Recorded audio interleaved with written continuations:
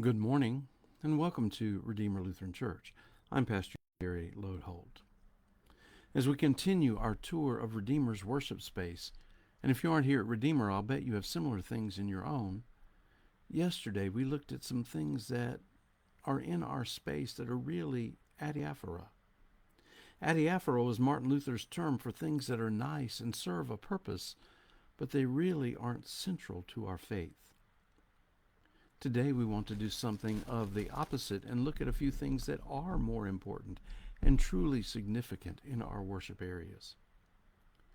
Let's talk about the cross. Many congregations have a cross above their altar as a major focal point of the worship space. The fixed cross on the wall goes back to the 1600s.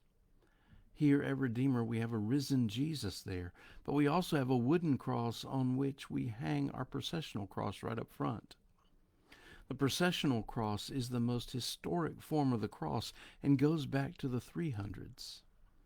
Here at Redeemer, we turn and follow the cross as it is processed in, and then we turn and follow it as it is processed out as well. The cross invites us into worship and then leads us out into the world to live as Christ's followers. Let's talk about the altar itself. The word altar comes from the Latin alta, and that's a word that means high or prominent. The altar is the center of the church's life. In the early church, the altar was freestanding, representing the table of the Last Supper. In the Middle Ages, when the people were considered as unworthy to commune, the altar was moved to the wall as far from the congregation as possible, and the minister celebrated communion with his back to the people instead of facing them. The top of the altar is called the mensa, which is a word that simply means table.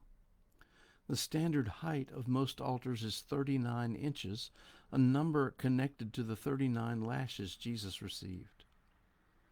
Typically, there is nothing on the altar except the altar linens, the missal stand, the communion vessels, and sometimes candles. When we take communion, it is understood that the altar rail becomes an extension of the table surface, so that when you are at the rail, you are directly at the altar.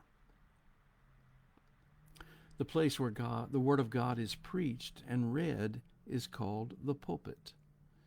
It's actually a fairly new development to help people hear. In 4th century basilicas, the pastor preached from a chair behind the altar called a cathedra.